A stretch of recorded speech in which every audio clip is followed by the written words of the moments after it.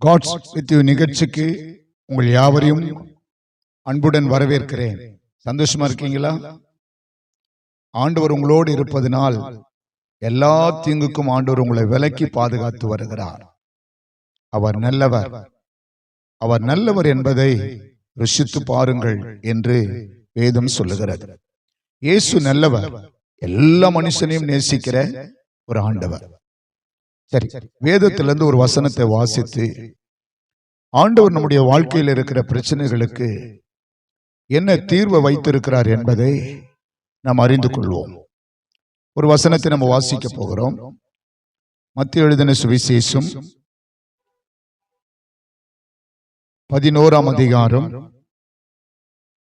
அதனுடைய 28வது வசனத்தை நான் வாசிக்கிறேன். வருத்தப்பட்டு பாரம் சுமக்கிறவர்களே, நீங்கள் எல்லாரும் என்னிடத்தில் வாருங்கள், நான் உங்களுக்கு இளைப்பாறுதலை தருவேன். வருத்தப்பட்டு பாரம் சுமக்கிறவர்களே, நீங்கள் எல்லாரும் என்னிடத்தில் வாருங்கள், நான் உங்களுக்கு இளைப்பாறுதலை தருவேன் என்று ஆண்டவராகிய இயேசு கிறிஸ்து கூறியிருக்கிறார். இன்றைக்கு உலகத்தில் வருத்தம் இல்லாத மனிதர்களே இல்லை. எல்லா மனிதரும் வருத்தப்படுகிறார்கள். எல்லா மனிதர்களுக்கும் ஏதோ ஒரு காரியத்தில் வருத்தம். வாழ்க்கையில ஏதோ ஒரு பிரச்சனை, ஏதோ ஒரு காரியம் அவர்களை வருத்தப்படுத்துகிறது.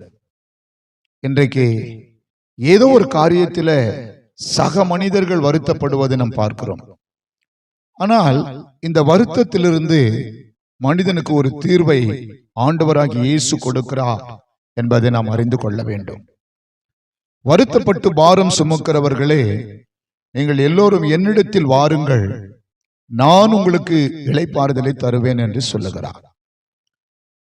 இன்றைக்கு என்ன காரியத்தில் நீங்கள் வருத்தப்பட்டு இருக்கிறீர்கள்? வியாதியில வருத்தம், சிலருக்கு வேலையில வருத்தம், சிலருக்கு கடன் பிரச்சனையில வருத்தம், சில குடும்பத்தில பிள்ளைகளை நிமித்தம் வருத்தம். ஏதோ ஒரு காரியத்தில் வருத்தப்பட்டு பாரப்பட்டு கலங்குகிற உங்களை பார்த்துதான் ஆண்டவர் சொல்றாரு, நீங்கள் என்னிடத்தில் வாருங்கள், நான் உங்களுக்கு இளைப்பாறுதலை தருவேன். ஒரு இளைப்பாறுதலே அந்த வருத்தத்திலிருந்து ஆண்டவர் தர வல்லமை உள்ளவராயிருக்கிறார். விசுவாசிக்கிறீங்களா? விசுவாசிக்கிறீங்களா? ஆண்டவர் உங்கள் வருத்தத்தை நீக்கி உங்களுக்கு ஒரு இளைப்பாறுதலை தருவார். ஒருவேளை இன்றைக்கு நீங்கள் வியாதியிலே கஷ்டப்பட்டு மன வருத்தப்பட்டு கொண்டு இருக்கிறீங்களா? சில வியாதியில் இருக்கிறவங்கள குடும்பத்தில் உள்ளவங்க பார்த்து அவங்கள உபசரித்து கவனித்து ரொம்ப வருத்தப்பட்டு போயிடுவாங்க. எவ்வளவு காலம்தான் இந்த வியாதியை நான் பார்த்துக்கிட்டு இருப்பேன், கொஞ்சம் கூட குணமாகலையே, கொஞ்சம் கூட சுகமாகலையே அப்படின்னு மன வருத்தப்பட்டு சில பேசுவது உண்டு. வருத்தம் இல்லாத மனிதர்களே இல்லை. பணக்காரருக்கும் ஒரு சில வருத்தங்கள் உண்டு, ஏழைகளுக்கும் ஒரு சில வருத்தங்கள் உண்டு. பணம் பொருள் அல்ல. பணம் இருந்தால் வருத்தம் போய்விடும் என்று அல்ல. பணம் இருந்தாலும் சரி, பணம் இல்லாமல் இருந்தாலும் சரி, மனிதனுடைய வாழ்க்கையில வருத்தம் என்பது வரும். ஏனென்றால் இந்த வருத்தம் எப்படி வந்தது? ஆதி மனிதன் ஆதாமும் ஏவாளும் தேவனால் படைக்கப்பட்டவர்கள், தேவனால் சிருஷ்டிக்கப்பட்டவர்கள். ஆதாம் சிருஷ்டிக்கப்பட்ட பிறகு ஏவாள் சிருஷ்டிக்கப்பட்டாள். ஆனால் இருவரும் தேவனுக்கு பயந்து, தேவனுக்கு கீழ்ப்படிந்து ஆண்டவருடைய வார்த்தையின்படி வாழ்ந்தார்கள். அப்பொழுது அவங்களுடைய வாழ்க்கையில வருத்தம் இருந்ததா என்று சொல்லி பார்த்தா வருத்தம் கிடையாது. அவர்கள் கொஞ்சம் கூட வருத்தப்படல. வருத்தத்துக்கான காரியமே அவங்களுக்கு கிட்ட கிடையாது. ஏன்னா தேவனாகிய கர்த்தர் வானத்தையும் பூமி உண்டாக்கினவர், மனிதனுக்கு சகலத்தையும் படைத்து விட்டார். ஆதாமுக்கு ஒரு குறைவும் கிடையாது, ஏவாளுக்கு ஒரு குறைவும் கிடையாது. ஏதேன் தோட்டத்திலே தேவனுடைய வார்த்தை கேட்டு அவருடைய வார்த்தைக்கு கீழ்ப்படிந்து அவரை பின்பற்றி வாழ்ந்த போது அவர்கள் வாழ்க்கையில ஒரு துளி வருத்தம் கூட கிடையாது என்பதை வேதத்தில் பார்க்க முடிகிறது. ஏன்னா ஆண்டவர் அவளை அப்படி ஆசீர்வதித்திருந்தார். ஆண்டு அனுபவித்துக் கொள்ளுங்கள் என்று எல்லா ஆசீர்வாதங்கள் அவருக்கு கொடுத்திருந்தார். எப்பொழுது ஏவாள் தேவனுடைய வார்த்தைக்கு மீறி புசிக்க வேண்டாம் என்ற கனியை அவள் புசித்து தேவனுடைய வார்த்தைக்கு கீழ்ப்படியாமல் தன் கணவன் தன்னோடு கூட இருந்த ஆதாமையும் அவளுக்கு கொடுத்து அவனுக்கும் அந்த கனியை கொடுத்து அவனையும் தேவனுடைய அந்த கீழ்ப்படியாமல் இருந்து பிரித்து விட்டு அவள் இப்படியாக இருவரும் சேர்ந்து தேவனுக்கு கீழ்ப்படியாதவர்களாய் காணப்பட்டார்கள். அப்பொழுது ஆண்டவர் அவர்களை தேடி வந்து, ஆதாமே எங்க இருக்கிறாய்? அவன் தோட்டத்தில் ஒளிந்து கொண்டிருக்கிறான். தேவனோடு கூட நெருங்கி இருக்கிற வரையிலும் அவனுடைய வாழ்க்கையில் எந்த வருத்தமும் இல்லை. ஆண்டவர் அவர்களை தோட்டத்தை விட்டு வெளியே அனுப்பி அப்பொழுது சொன்னார், ஆதாமே, நீ நிலத்தின் வேர்வை சிந்தி நீ புசிப்பாய். நீ நிலத்தில வேர்வை சிந்தி ஒவ்வொரு நாளும் நீ புசிக்கிற போது வருத்தத்தோடு பலனை புசிப்பாய், வருத்தத்தோடு புசிப்பாய் என்று சொல்லி, மனிதனுக்கு வருத்தம் எங்க வந்தது என்று சொன்னால் கீழ்ப்படியாமையினாலே தேவன் ஆதாமுக்கு கொடுத்த ஒரு காரியமாக இருக்கிறது. அதனாலதான் மனிதனுடைய வாழ்க்கையில யாராலையுமே வருத்தத்தை நீக்கவே முடியாது. ஏன்னா ஆதியாகமம் புஸ்தகம் நீங்க வாசித்து பார்த்தீங்கன்னா அங்கே 3ஆம் அதிகாரத்திலே அங்கே ஆண்டவர் ஆதாமை பார்த்து அப்படி சொல்லுகிறார். நான் வாசிக்கிறேன், கவனிங்க. 3ஆம் அதிகாரம் அதனுடைய 17வது வசனம். பின்பு அவர் ஆதாமை நோக்கி, நீ உன் மனைவியின் வார்த்தைக்கு செவி கொடுத்து புசிக்க வேண்டாம் என்று நான் உனக்கு விலக்கின விருட்சத்தின் கனியை புசித்தபடினாலே பூமி உன் நிமித்தம் சபிக்கப்பட்டிருக்கும். நீ உயிரோடு இருக்கிற நாளெல்லாம் வருத்தத்தோடு அதன் பலனை புசிப்பாய். நீ உயிரோடு இருக்கிற நாளெல்லாம் வருத்தத்தோடு பலனை புசிப்பாய். அதனாலதான் பணக்காரனா இருந்தாலோ இன்றைக்கு வருத்தம் வருகிறது, ஏழையா இருந்தாலும் வருத்தம் வருகிறது. புசிக்கிற எல்லா மனிதரும் சில நேரம் சில காரியங்களை குறித்து, அவங்க வாழ்க்கையில நடக்கிற பிரச்சனைகளை குறித்து, அன்றாட வாழ்க்கையில தேவைகளை குறித்து, ஏதோ ஒரு காரியத்தை குறித்து மனிதன் வருத்தப்படுகிறவனாய் இருக்கிறான். எல்லா மனிதனும் வருத்தப்படுகிறது நம்ம பார்க்க முடியும். நீங்க ஒன்னா எல்லா பணக்காரர்களை நீங்க போய் கேட்டு பாருங்க, ஐயா உங்களுக்கு எதை குறிச்சாகிலும் வருத்தம் இருக்குதாயா அப்படின்னு கேட்டு பாருங்க. அவங்க சொல்லுவாங்க, நிறைய வருத்தம் இருக்குது. ஒரு ஏழை கூப்பிட்டு கேட்டு பாருங்க, ஏதாகிலும் வருத்தம் இருக்கு, அவனை சொல்லுவான் வருத்தம் இருக்கிறது. அப்போ எல்லா சக மனிதர்களுக்கும் வருத்தம் வருது மனசுல. அப்ப இந்த வருத்தம் எங்கிருந்து வந்தது? தேவன் கீழ்ப்படியாமல் ஆதாமல் போனது நிமித்தம், தேவனுக்கு கீழ்ப்படியாமல் போனது நிமித்தம் தேவனாகிய கர்த்தர் சொன்ன வார்த்தை இது, வருத்தத்தோடு பலனை புசிப்பாய், வருத்தத்தோடு புசிப்பாய் என்று. அப்போ இந்த வருத்தத்தை கொஞ்சம் நீக்கி அதுல இளைப்பாறுதல் தருவதற்கு தான் ஆண்டவராகிய இயேசு கிறிஸ்துவை பிதாவாகிய தேவன் இந்த உலகத்துக்கு அனுப்பினார். இந்த வருத்தத்திலிருந்து ஒரு இளைப்பாறுதலை மனுகுலத்திற்கு, மனு வர்க்கத்திற்கு தேவனாகிய கர்த்தர் கொடுப்பதற்கு தான் இந்த உலகத்தில் ஆண்டவராகிய இயேசு கிறிஸ்துவை அனுப்பினார். அதனால்தான் ஆண்டவராகிய இயேசு கிறிஸ்து வந்து இந்த மத்திய சுவிசேஷம் 11ஆம் அதிகாரம் 28வது வசனத்தில் இப்படி சொல்லுகிறார், வருத்தப்பட்டு பாரம் சுமக்கிறவர்களே என்று ஆரம்பிக்கிறார். வருத்தப்பட்டு பாரம் சுமக்கிறவரை எல்லோரும் அப்படின்னு சொல்றார். எல்லோரும் அப்படின்னா சக மனிதர்களும் வருத்தம் இருக்கிறதை ஆண்டவராகிய இயேசு அறிந்திருக்கிறார். ஏன்னா பிதாவாகிய தேவன் எல்லா மனிதனும் வருத்தத்தோட புசிப்பான் என்பது பிதாவாகிய தேவனுடைய கட்டளை. இன்னைக்கு அதை மனிதர்கள் உணர்றதே கிடையாது. வருத்தம் எங்கிருந்து வருதுன்னு எந்த மனுஷருக்கும் தெரியாது. உங்களுக்கு தெரியுமா உங்களுக்கு எங்கிருந்து வருத்தம் வருதுன்னு? நீங்க நினைச்சுக்கலாம் வியாதியில வருத்தம், யா பணம் இல்லை அதனால வருத்தம். நோ, பணம் உனக்கு இருந்தாலும் சரி, நீ சுகமா இருந்தாலும் சரி, ஆனால் உனக்கு வருத்தம் வரும். வருத்தப்படாத மனுஷனே கிடையாது. ஆனால் அந்த வருத்தத்தில் ஒரு இளைப்பாறுதலை மனிதன் பெற முடியும் என்பதற்காக தான் இயேசு இந்த உலகத்திற்கு வந்தார். அதற்காக தான் சிலுவையில இயேசு கிறிஸ்து ரத்தம் சிந்திருக்கிறார். இதை நீங்க விசுவாசிப்பீங்கன்னா உங்கள் வருத்தத்தில் ஒரு இளைப்பாறுதலை பெறுவதற்கு நீங்கள் ஆண்டவராகிய இயேசுவினிடத்தில் வர வேண்டும். எல்லா மனிதனும் ஆண்டவராகிய இயேசுவினிடத்தில் வர வேண்டும். அதுதான் அவர் அழைக்கிறார். வருத்தப்பட்டு பாரம் சுமக்கிறவர் எல்லோரும் நீங்கள் என்னிடத்தில் வாருங்கள், எல்லாரும் என்னிடத்தில் வாருங்கள், நான் உங்களுக்கு என்ன தரேன்? இளைப்பாறுதலை தரேன்.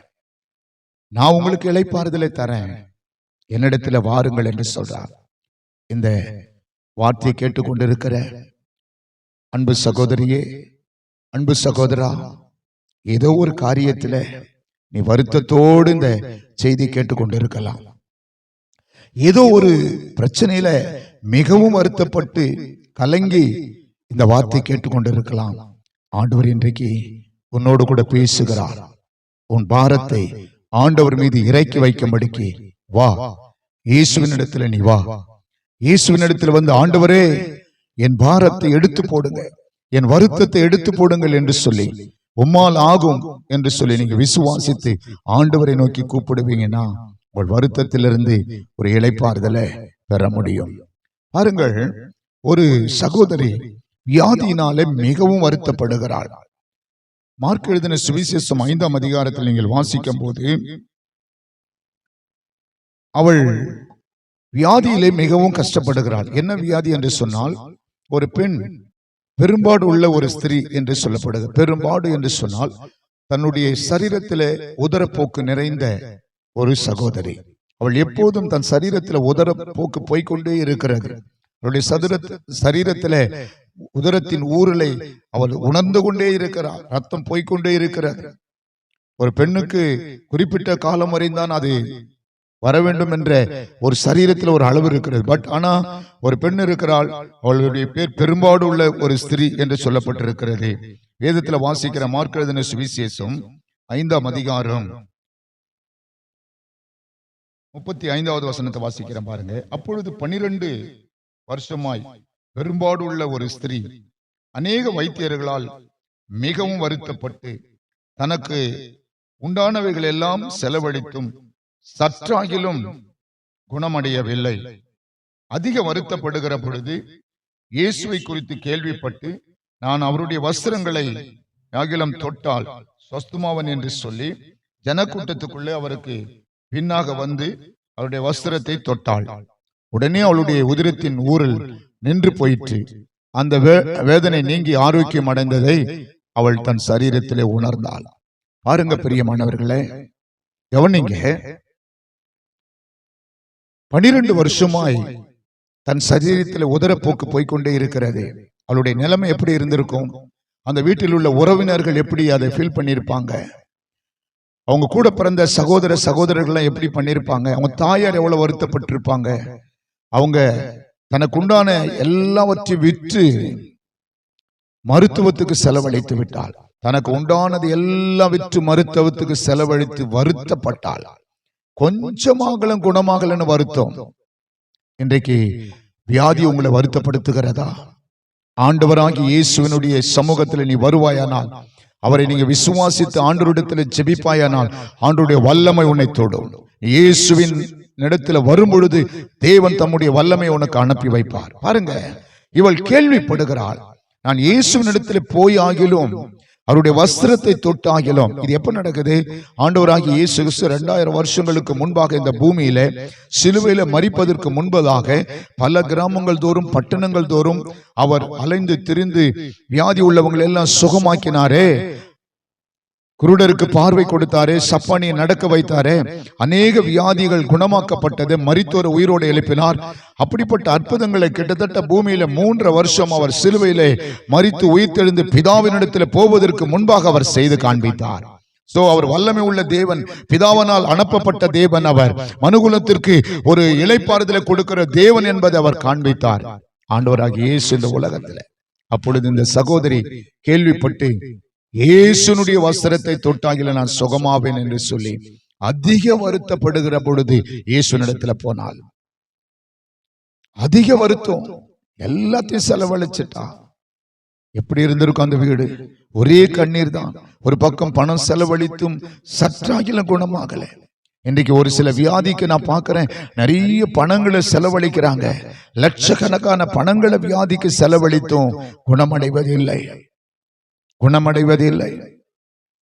எத்தனையோ லட்சக்கணக்கான பணங்களை செலவழித்து கடைசியில மருத்துவர்கள் சொல்றாங்க, இதற்கு மேல ஒரு ட்ரீட்மெண்ட்டும் கிடையாது, ஆண்டவரே உங்களுக்கு சுகம் கொடுத்தால் உண்டு, கடவுளே உங்களை காப்பாத்தினாதான் உண்டு அப்படின்னு சொல்ற மருத்துவர்கள் நிறைய பேர் உண்டு.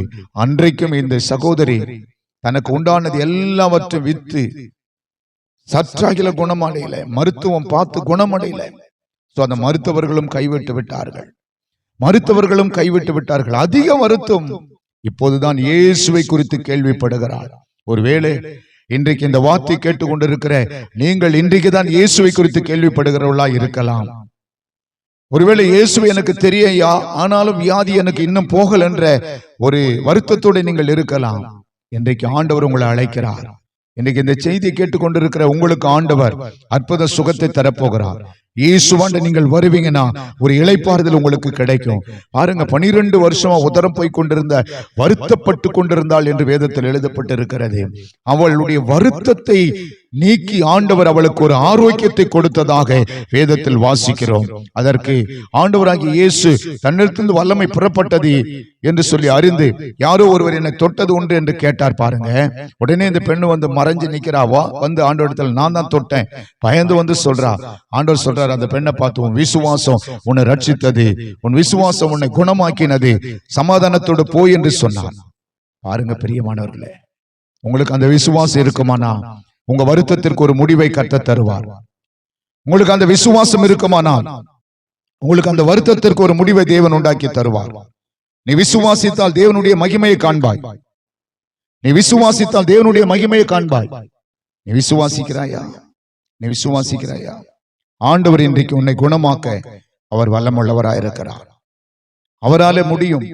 அவராலே கூடாத காரியம் ஒன்றுமே இல்லை. அப்போ உடனே அந்த பெண்ணுடைய உதிரத்தின் ஊரல் நின்று போயிற்று. தேவனுடைய வல்லமைக்கு அவ்வளவு பவர் இருக்கு.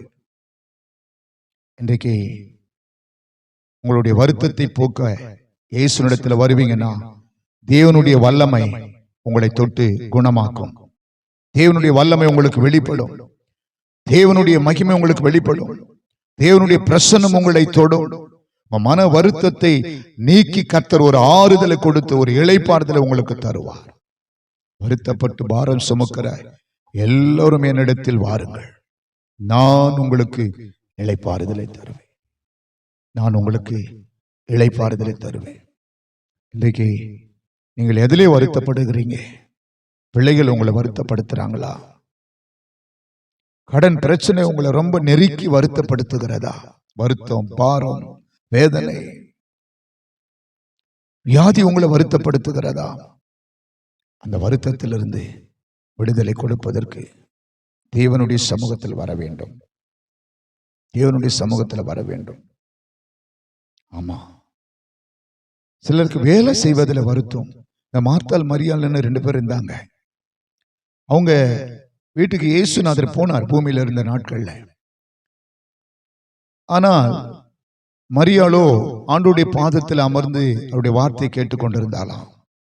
மார்த்தாள் பற்பல வேலைகளை செய்வதில் அதிக வருத்தப்பட்டு ஆண்டவரிடத்துல வந்து சொல்றா, ஆண்டவரே, நான் ஒண்டிய வேலை செய்றேன், என் சகோதரி கிட்ட நீங்க சொல்ல மாட்டீங்களா? அதிக வருத்தப்பட்டு வந்து சொன்னால், அதிக வருத்தப்பட்டு வந்து ஆண்டவர்கிட்ட சொல்றா. லூக்கா நீங்க 10ஆம் அதிகாரத்துல வாசித்து பாருங்க. அதிக வருத்தப்பட்டு ஆண்டவரிடத்துல வந்து அவள் சொல்லுகிறாள், என் சகோதரி என்னை விட்டு வந்திருப்பதை குறித்து அவளுக்கு சொல்லு, நான் ஒன்றிய வேலையெல்லாம் செய்யறேன். லூக்கா 10:40 நீங்க வாசித்து பாருங்க. ஆமா, ஆண்டவர் என்ன தெரியுமா சொன்னாரு? மார்த்தாளே, மார்த்தாளே, நீ அநேக காரியங்களை குறித்து கவலைப்பட்டு கலங்கி வருத்தப்படுற. தேவையானது ஒன்று. மரியாள் தன்னை விட்டு எடுப்படாத நல்ல பங்கை தெரிந்து கொண்டாள். ஒரு விஷயத்தை சொல்லட்டுமா தேவ பிள்ளைகளை? உங்கள் வருத்தத்தை நீக்குவதற்கு ஒரே இடம் தேவனுடைய பாதம்தான். தேவனுடைய பாதம்தான். ஆண்டவருடைய சமூகத்தில் நீங்க வரும்போதுதான் உங்களுக்கு ஒரு இளைப்பாறுதல் கிடைக்கும். இந்த உலகத்தில் எங்க போனாலும் மனுஷனுக்கு ஒரு இளைப்பாறுதல் கிடையவே கிடையாது. கிடைவா? நானே வழி, நானே சத்தியம், நானே ஜீவன், நானே கர்த்தர், என்ன இல்லாமல் உங்களுக்கு ரட்சகர் இல்லை. முழு மனுகுலத்திற்கும், உலகத்தில் உள்ள எல்லா மனிதருக்கும் ஆண்டவராகிய இயேசு சிலுவையில ரத்தம் சிந்தினார். ஏன் தெரியுமா? அவருடைய எல்லா வருத்தத்தை நீக்குவதற்காக, எல்லா வருத்தத்தை போக்கி ஒரு சுக வாழ்வை கொடுப்பதற்காக, ஒரு ஆறுதலை கொடுப்பதற்காக, கண்ணீரை துடைப்பதற்காக ஆண்டவராகிய இயேசு இந்த உலகத்திற்கு வந்தார். 12 வருஷமா உதரப்போக்கில் இருந்த அவருடைய வாழ்க்கையில வருத்தத்தை நீக்கி அவளுக்கு ஒரு இளைப்பாறுதலை கொடுத்தார், ஒரு நல்ல வாழ்வை கொடுத்தார் என்று சொல்லி நம்ம வேதத்தில் பார்க்கிறோம். அதே ஆண்டவர் இன்றைக்கு உங்களுக்கு கொடுப்பார். நிறைய மக்கள் வருத்தத்தோடு இருக்கும்போது இயேசுவை தேடி வந்தார்கள். வியாதியில இருந்த திரளான ஜனங்கள் இயேசுவை தேடி வந்தார்கள்.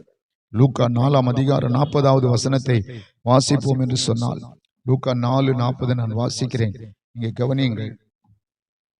லூக்கா 4:40. சூரியன் அஸ்தமித்த போது ஜனங்கள் எல்லோரும் தங்களுக்குள்ளே பல பல வியாதிகளால் வருத்தப்பட்டவர்களை அவரிடத்திலே கொண்டு வந்தார்கள். பல பல வியாதிகள்ல வருத்தப்பட்டவங்க. சோ வியாதியில பல பல வியாதிகள் அப்பவே இருந்திருக்கு பாருங்க. இப்போ நம்ம பார்க்கிறோம் நிறைய வியாதிகள் சொல்லவே முடியல இல்லையா?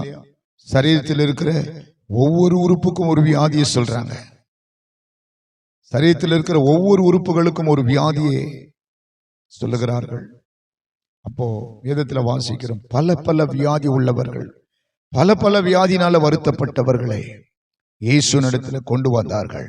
வேதம் சொல்லுகிறது, அவர்கள் ஒவ்வொருவர் மேலும் அவர் தம்முடைய கைகளை வைத்து அவர்களை சுஸ்தமாக்கினார், ஒவ்வொருவரையும் அவர் சுகமாக்கினார் என்று வேதம் சொல்லுகிறது.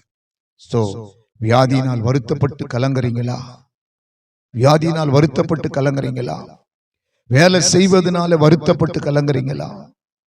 வேலையில வருத்தமா, இல்ல ஏதோ ஒரு மன வருத்தம் உங்க உள்ளத்தில் வாட்டுகிறதா? இன்றைக்கு நீங்கள் இயேசுவினிடத்துல வாங்க.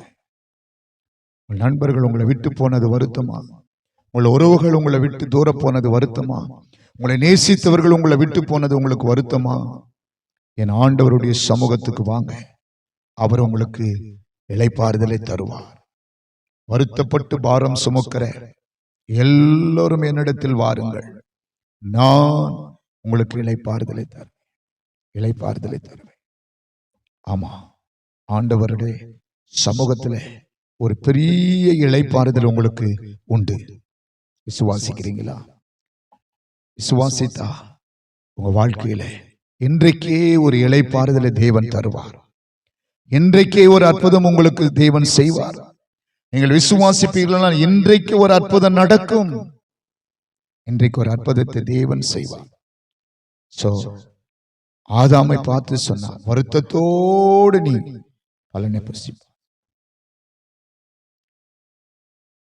ஆனால் முழு மனுகுலமும் ஆதாமுடைய மீறுதலினால் தான் இந்த உலகத்திற்கு வருத்தம் வந்தது. ஆகையால தான் பணக்காரம் ஏழையும் சக மனிதர்களும் வருத்தப்படுகிறார்கள். ஆனால் எல்லா மனிதனுடைய வருத்தத்தில் ஒரு இளைப்பாறுதலை தருவதற்கு இயேசு இருக்கிறார். இளைப்பாறுதல் இல்லாம தொடர்ந்து ஒரு மனுஷன் வருத்தப்படுவான், ஆனால் அவன் அழிவுக்குள்ளே கடந்து போய் விடுவான். அவன் மனம் உடைந்து அழிந்து நொந்து போய் அவன் தன்னைத்தானே அழித்துக் கொள்ளக்கூடியவனாய் காணப்படுவான். ஆகையால் ஆண்டவருடைய இரக்கம் பெறுவதற்கு, அவருடைய கிருபை பெறுவதற்கு, அவருடைய தயவை பெறுவதற்கு நீங்கள் அவருடைய சமூகத்திற்கு வர வேண்டும். ஆமென். இயேசு உங்களை நேசிக்கிறார், எல்லா மனிதனையும் நேசிக்கிறார். அந்த பெரும்பாடு உள்ள ஒரு ஸ்திரீ இயேசு நேசித்தார். சோ வியாதி உள்ளவங்களை எல்லாரையும் ஆண்டவர் நேசித்தார். பாவமான மனுஷனை நேசித்து தான் சொல்றார், நீ என்கிட்ட வா, நான் உனக்கு இளைப்பாறுதலை தருவேன். சோ ஆண்டவர் உங்களை நேசிக்கிறார். இந்த இரவு ஆண்டவரிடத்தில் வருவீங்களா? அவர் உங்களோடு கூட இருக்கிறார். இந்த காட்ஸ் வித் நிகழ்ச்சியில கர்த்தர் உங்களோடு கூட இருக்கிறார். அவர் உங்களோடு கூட இருக்கிறார். தெளிவா சொல்ல முடியும். உங்க குடும்பத்தினுடைய எல்லா பாரங்களையும் கர்த்தர் மாற்றி ஒரு இளைப்பாறுதலை தருவார். ஆமா, தொடர்ந்து ஐயோ என் பிள்ளைக்கு திருமணம் ஆகலன்னு வருத்தத்தோடு இருக்கிற தாய் உள்ளத்தை கர்த்தர் பார்க்கிறார். ஐயோ என் மகனுக்கு இன்னும் திருமணம் ஆகல, வருத்தம். ஐயோ என் மகளுக்கு இன்னும் பிள்ளை பெறல, வருத்தம். நான் ஒரு வீடை கட்டி முடிக்கணும், முடிவே இல்லை, வருத்தம். ஐயா எல்லாரும் இருந்து என்ன பார்க்கல, அதனால நான் வருத்தத்தோடு இருக்கிறேன். ஆண்டவர் உன்னை பார்க்கிறார். உன் வருத்தத்தில் ஒரு இளைப்பாறுதலை கர்த்தர் தருவார். உன் பாரத்தை நீக்க, உன் பாரத்தின் சுமையை நீக்க ஆண்டவர் லகுவாக்க அவரால் முடியும். உன் இருதயத்தில் உள்ள பாரங்களை கர்த்தர் லகுவாக்க முடியும். வருத்தப்பட்டு பாரம் சுமக்கிறவர்களை, இந்த வருத்தம் ஒரு மிகப்பெரிய பாரத்தை கொண்டு வந்து விடுகிறோம். மனுஷனுக்கு வருத்தம் வந்தா மனசு முழுசும் பாரமாயிடும். பாரமா இருக்குது பிரதர், எனக்கு பாரமா இருக்குதையா, எனக்கு மனசே பாரமா இருக்கு. மனம், என் மனசுல ஒரு கல்லை தூக்கி வச்ச மாதிரி பாரம் இருக்குது. நிறைய பேர் சொல்லுவாங்க, என் இருதயம் பாரப்படுது. இன்றைக்கு அந்த பாரத்தை லகுவாக்க தேவன் உங்களை அழைக்கிறார். ஆண்டவர்கிட்ட வர முடியுமா? தேவனை நோக்கி முழங்கால் படியிடுவீங்களா? ஆண்டவருடைய சமூகத்தில் ஜெபிப்பீங்களா? நான் உங்களுக்காக ஜெபிக்க போகிறேன். இன்றைக்கு எல்லா வியாதியை நீக்கி, எல்லா பாரத்தையும் நீக்கி ஆண்டவர் ஒரு இளைப்பாறுதலை உங்களுக்கு தரப்போகிறார். கண்களை மூடுவோம். விசுவாசத்தோடு அந்த பெரும்பாடுள்ள ஒரு ஸ்திரீ இயேசுனுடைய வஸ்திரத்தை தொட்டது போல விசுவாசத்தோடு நீங்கள் ஆண்டவரை கண்களை மூடி கூப்பிடுங்க. ஆண்டவருடைய வல்லமை உங்களை தொடும். இந்த வேளையில் அற்புதமான சுகத்தை ஆண்டவர் உங்களுக்கு தருவார். ஜெபிக்கலாமா? பரிசுத்தமுள்ள பரலோக பிதாவே, இயேசுவின் நாமத்தினால் நான் ஜெபிக்கிறேன். இந்த நிகழ்ச்சியை பார்த்து கொண்டிருக்கிற ஒவ்வொருவருக்காக நான் ஜெபிக்கிறேன்ப்பா. ஓ, உம்முடைய வார்த்தையை கேட்ட ஒவ்வொரு பிள்ளைகளுக்காக நான் ஜெபிக்கிறேன். இதோ வருத்தத்தோடு இருக்கிற ஒவ்வொருவரையும் உம்முடைய கரத்துல நான் கொடுக்கிறேன்ப்பா. என்னென்ன காரியங்களுக்கு அவர்கள் வருத்தப்பட்டு கலங்கி அழுது கொண்டிருக்கிறாங்களோ அவருடைய கண்ணீரை துடைக்கும்படி, அவருடைய பாரங்களை நீக்கும்படி நான் ஜெபிக்கிறேன். இயேசுவின் நாமத்தினால நான் ஜெபிக்கிறேன். இப்பொழுதே எல்லா பாரமும் நீங்கட்டும் என்று நான் ஜெபிக்கிறேன்ப்பா. வியாதியில வருத்தப்படுகிற அவர்களை தொட்டு கர்த்தர் சுகமாக்கும்படிக்கு நான் ஜெபிக்கிறேன். உம்முடைய தழும்புள்ள கரம் தொடுவதாக, தொடுவதாக ஆண்டவரே, ஒவ்வொருவரையும் தொட்டு சுகமாக்கும்படிக்கு நான் ஜெபிக்கிறேன். ஏமேன். இப்பொழுதே வியாதியினால் வருத்தப்பட்டு கலங்குற ஆண்டவரே ஸ்தோத்திரம், அன்பு சகோதரியை, அன்பு தாயாரை கர்த்தர் தொடும்படிக்கு நான் ஜெபிக்கிறேன். தொட்டு சுகமாக்குங்கப்பா. இப்பொழுதே பாரம் நீங்கட்டும் என்று நான் ஜெபிக்கிறேன். ஐயோ, என் மகளுக்கு ஒரு பிள்ளை இல்லை என்று வருத்தத்தோடு இருக்கிற அன்பு தாயாருடைய உள்ளத்தில் இருக்கிற பாரத்தை நீக்கும்படி ஆண்டவர் ஒரு பிள்ளை செல்வத்தை கொடுக்கும்படிக்கு நான் ஜெபிக்கிறேன். கர்த்தர் ஒரு அற்புதம் செய்யுங்க ஆண்டவரே. ஓ, வேலையில வருத்தம், வேலை இல்லாத வருத்தம், இப்படிப்பட்ட வருத்தங்களால் நிறைந்திருக்கிற ஒவ்வொரு வருத்த பாரத்தையும் விலக்கி போடும்படி நான் ஜெபிக்கிறேன். எல்லா பாரங்களும் இயேசுவின் நாமத்தினால விலகட்டும் ஆண்டவரே, விலகட்டும் ஆண்டவரே. நீ அழாதே மகளே, நீ அழாதே. கர்த்தர் உன் வருத்தத்தை நீக்கி உனக்கு ஒரு ஆறுதலை கொடுக்க வந்திருக்க. ரீவாலா சந்தா ரபா கரபா, இயேசுவின் நாமத்தினால இப்பொழுது சுகம் உண்டாகட்டும் என்று நான் ஜெபிக்கிறேன். Heal in the name of Jesus. சுகத்தை கொடுங்க ஆண்டவரே. ஒவ்வொருவருக்கும் சுகத்தை கொடுக்கும்படி நான் ஜெபிக்கிறேன். சுகம் உண்டாகட்டும் என்று நான் ஜெபிக்கிறேன். ஒவ்வொரு வீடுகளுக்குள்ள காணப்படுகிற பாரங்கள், வருத்தங்கள் இயேசுவின் நாமத்தினால வெளியேறி போவதாக உம்முடைய நாமத்தினால நான் ஜெபிக்கிறேன். ஒரு ஆறுதல் உண்டாகட்டும் என்று நான் ஜெபிக்கிறேன். ஓ, ஒரு ஆறுதல் உண்டாகட்டும். ஆறுதல் படுத்தினதற்காய் ஸ்தோத்திரம், சுகம் கொடுத்ததற்காய் ஸ்தோத்திரம், பாரம் விலகினதற்காய் ஸ்தோத்திரம், கண்ணீர் துடைத்ததற்காய் ஸ்தோத்திரம், இரக்கம் பாராட்டினதற்காய் ஸ்தோத்திரம், கிருபையினால் நிரப்பினதற்காய் ஸ்தோத்திரம். இயேசுவின் நாமத்தில் ஜெபிக்கிறேன் நல்ல பிதாவே. ஆமென், ஆமென், ஆமென். ஆண்டவர் எல்லா வருத்தத்தை நீக்கிடுவார். விசுவாசத்தோடு தொடர்ந்து ஆண்டவருடைய பாதத்தில் ஜெபியுங்க. கர்த்தர் உங்களை ஆசீர்வதிப்பார். God bless you.